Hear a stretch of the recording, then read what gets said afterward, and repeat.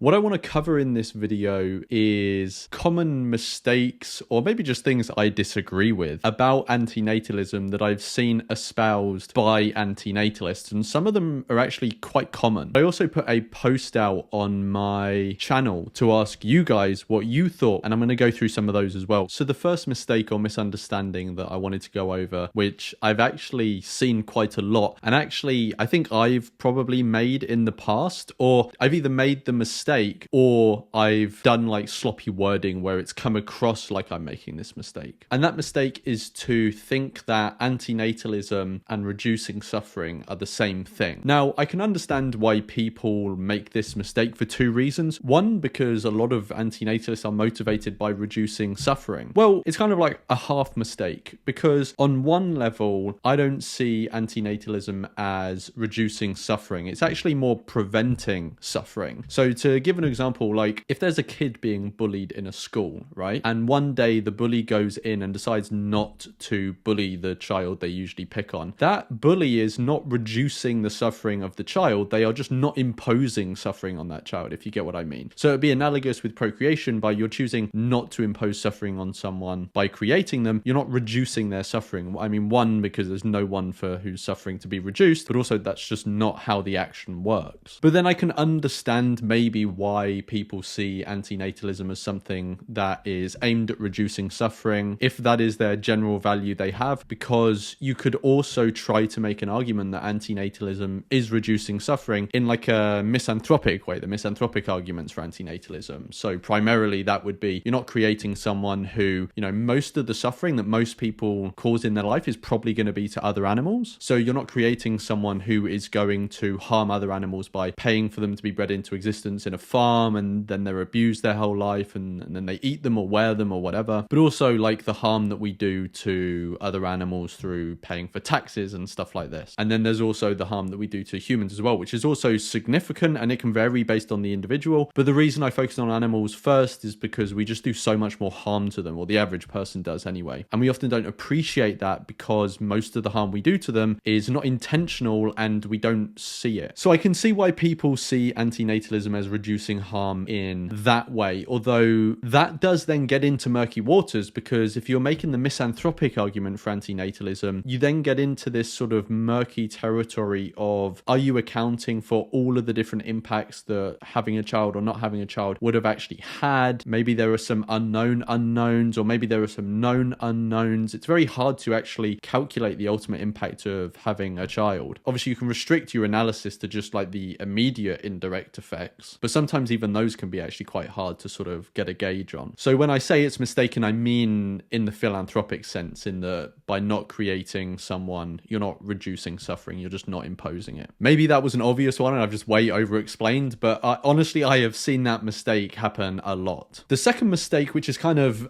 related to it, is that antinatalism is aimed at or will end suffering. Now, there's two things going on here. So one is saying that antinatalism will end suffering, which I disagree with. I don't think a consequence of antinatalism being carried out to its fullest extent would end suffering. I define antinatalism as just the view that it is morally wrong to bring sentient beings into existence. So if all moral agents, because that's what moral language, like it's morally wrong, applies to, moral agents, if all moral agents stop creating sentient beings, there are still loads of non-moral agents like wild animals reproducing, which is very unfortunate and sad that that happens, and it might even be prevent worthy, but it's not part of antinatalism. So antinatalism being carried out to its fullest extent, if you're a sentiocentric antinatalist, would mean humans go extinct, and then also the animals that we are breeding into existence, like in farms, for example, those won't be bred into existence anymore, so they will also go extinct for all intents and purposes anyway. So that's that one. And then the other confusion around this is that antinatalism has the goal of ending suffering. I know this is still debated among some people, but I just don't understand why people see antinatalism having a goal, because it's just simply a view that a specific action is morally wrong. It's a moral critique of a specific action. It's not an end state orientated ideology that aims to bring out some specific world. So antinatalists can have goals. You know, you can say, I'm an antinatalist, I think it's morally wrong to create sentient beings, and the goal that I want to achieve or contribute to is the cessation of people bringing sentient beings into existence. That's completely fine as a goal that's informed by antinatalism, but that doesn't mean that antinatalism itself has a goal. It's kind of like saying if you're against murder has some sort of goal, but it doesn't. It's just a moral critique of a specific action. Obviously, someone who's against murder would like to see a world where there's no murder happening anymore, but that's a goal of the individual, informed by their belief that killing individuals unnecessarily is wrong. The third thing I was going to touch on, I've actually already covered, which is the antinatalism isn't about wildlife intervention. I don't think this is synonymous with antinatalism. I think many antinatalists are suffering focused and want to reduce suffering, and antinatalism is sort of like part of that package of concern for them. And also part of that package is wanting to, or being motivated to, intervene into the lives of wild animals, which I think is completely appropriate in many instances and not appropriate in other instances. That's fine. It's a separate issue to discuss and talk about, and I'm very sympathetic with it, but it's just not part of antinatalism. The fourth thing I wanted to note on, which again I've actually basically already covered, is that I don't think antinatalism is extinctionism. This is an extremely common mistake I see people make. So it's equating the idea that antinatalism, as in the view that it's morally wrong to bring sentient beings into existence, is the same as wanting sentient beings or human beings to go out of existence, i.e. extinction. I understand extinctionism to mean that you think it would be preferable if X group, i.e. humans or all sentient beings or all life or whatever, it would be preferable if they no longer existed, i.e. there was extinction. Now, I've done a whole video on this, so I'll link that in the description and pop it up on screen, and I explain it in much more detail there. Antinatalism is concerned specifically with the starting of lives, but extinction is concerned with both the starting and the ending of lives, because to achieve extinction you need no new lives to be coming into existence, but you also need the existing lives to end, otherwise you don't have extinction. That's the very basic difference between those two things. There are other differences that sort of come into it, and you can watch my video on that for more detail, but yeah, this is a very common misunderstanding that I see in antinatalism. And I'm actually just realizing now how similar all of these mistakes are, so maybe I could have bunched a few of them together. Second to last one I wanted to cover is this confusion about wanting antinatalism to basically be like the ultimate solution to everything, which I get. Like, often human psychology, and I've done this as well, you want something simple, one term to encapsulate all problems being solved, but honestly reality is just more complicated than that. Different issues are going to require different remedies, but also we've got to understand that because reality doesn't exist to be convenient to our moral beliefs and it's very complicated, there might not be an ultimate solution to all these things. Antinatalism is just one view addressing one issue: procreation, the creation of sentient beings, my moral agents. There are many other things that we should be concerned about, including the lives of those who already exist and also the lives of wild animals as well, and the possibility of future suffering or the possibility of new types of beings coming into existence, like artificially sentient beings. These are all things that require attention and are morally important and would all be part of some sort of grand ultimate solution, which I don't think there is one, but it doesn't mean they have to all be part of antinatalism. Now, I'm just going to speculate here as to why I think maybe people do this sort of thing of having this sort of basket called antinatalism, which is supposed to be the sort of savior of all the issues in the universe, and they sort of bunch loads of things into that. I can kind of get it in a sense that like antinatalism can bring on quite existential thoughts and a lot of existential angst once you come to take this position on, but also the values that it can come from and the people that believe in it. They often tend to inhabit very suffering focused and pessimistic spaces and worldviews which define life as being very bad. So it's quite common for antinatalists to view life as being very bad, which I understand. I agree with that. And antinatalism can be this introduction to this idea, right? And then once you come to the conclusion that, you know, the universe is ultimately a fucked up place, life is really bad, you come to this conclusion of like, okay, well, we need to do something about this. And you just want to go for some sort of solution that's like, right, that is what we need to do. But actually, it's more complicated. Yes, antinatalism is a part of remedying the fundamentally bad nature of existence, but just because it can be the first label we came across, or the first view we came across that introduced us to these types of ideas and this concern that we want, you know, all these bad things to come to an end, that doesn't mean we just have to lump everything onto antinatalism and say everything's antinatalism. The final point I noted down, which I wanted to cover, is this idea that antinatalism necessarily includes the belief that life is just shit. All life is suffering. It's just awful, which is not the case, right? I mean, I've done a video video on why our lives are worse than we think. And I do think that the quality of sentient existence is very bad in almost all cases. It just seems to have this sort of fundamentally broken nature. And that is a view that I came to, I would say, kind of like after antinatalism. Antinatalism kind of led me to that. But now that I've thought about it more, I think that's the more foundational view that leads to antinatalism, even though I came across them the other way around. But to be an antinatalist, you don't have to have that view. In fact, you could even have the opposite view, that actually life can be generally quite good and it doesn't have this maybe fundamentally broken nature to it. It does contain bad things and it can be very, very bad, but often, it can be very good, and the average life is maybe quite,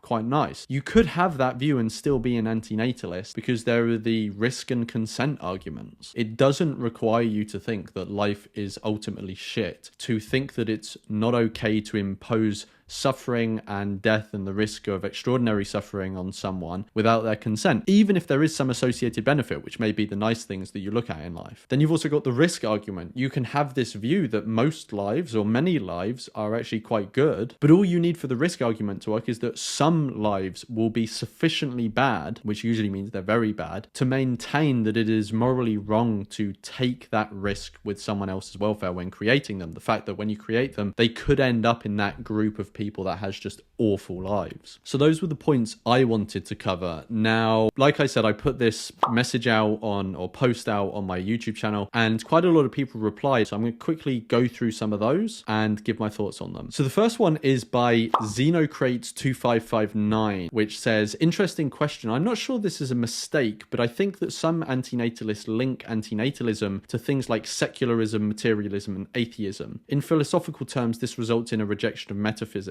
which I think weakens the case for antinatalism. Religious and spiritual foundations for antinatalism exist, and from my perspective, are efficacious and should not be dismissed. Thanks for framing the question in the way you did. So this is super interesting. I hadn't actually thought of this one. I mean, it is something that I've spoken about before, about how, if we define antinatalism as the view it's morally wrong to bring sentient beings into existence, or human beings, some people limit it to, then it doesn't negate spiritual or religious motivations or foundations for getting to that view, which is actually very true. And actually, the majority of the discourse around antinatalism is based around sort of atheistic or secular assumptions or a view of the world. Whereas actually in history, most of the antinatalists probably came from some sort of religious background, or at least it was informed by religion. Famously, the Gnostics as an example. So that was a good shout, Xenocrates. Cheers for that one. The next one is Matrix Witch 666. They say, talking like there is a non-existent child who is grateful and relieved to be born. We should strive away from how the natalists talk and focus more on the child that will exist, and even other children that already exist who will be harmed or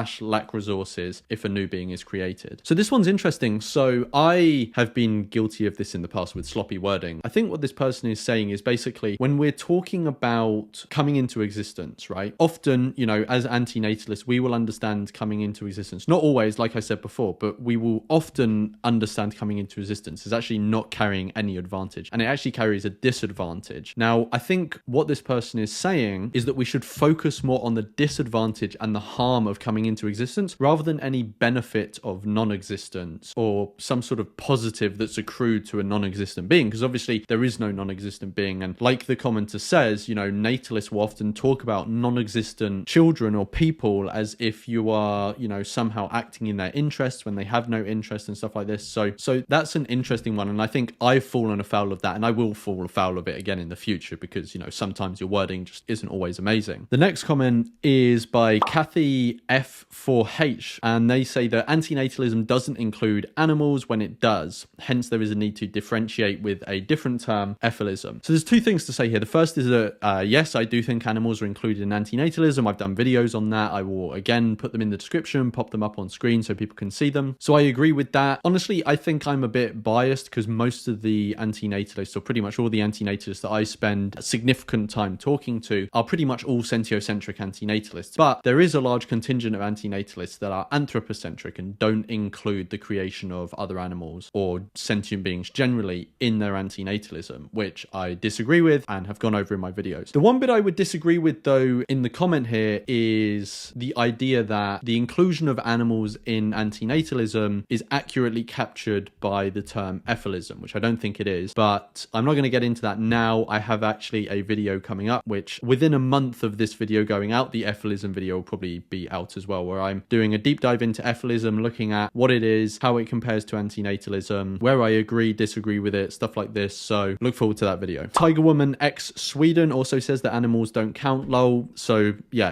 this is a big misconception. A lot of people have this misconception. Next comment is from Mary SG8DQ. I don't really like it when other antinatalists think that antinatalism by itself is enough. I've seen antinatalist misogynists / sexists, antinatalist anti-vegans, we've all seen them, right? Antinatalists who don't understand problems with AI, both present and potential, and so on. It sometimes seems that people like this are only antinatalists because they are bitter and not because they are doing their best to be morally consistent and care about others' well-being. I get being sad if your life has been hard, but like, to me, that's just one more reason to be conscious about the effect of your actions. And yet I've seen a chat full of antinatalist incels just yesterday with all the women manipulate men by withholding sex shit. Like, what the fuck? So I agree with Mary here. I think, obviously, I mean, I assume what Mary is saying is that antinatalism is enough by itself to live a virtuous and good life and to act ethically, which is true. Yeah, I mean, there's not going to be one issue where if you abide by the prescriptions that issue prescribes or that moral view prescribes, that you're going to be acting ethically in all way. Obviously, you know, you can be an antinatalist and not be a very nice person. You can be an antinatalist and be very obviously wrong on other issues as well. So yeah, I agree with Mary here. Obviously, all of us are going to have our different opinions as to what the correct positions are on all these other issues. I mean, a lot of us have different opinions on what the correct issue is on antinatalism or what the correct position is on antinatalism. So obviously people are never going to agree on this, but the general principle that just being an antinatalist means that you've sort of, you know, you can just check out with ethics now and, you know, it's all sweet as a nut. Obviously this is not the case. So good comment, Mary. That was the last comment that I wanted to go over. I apologize if anyone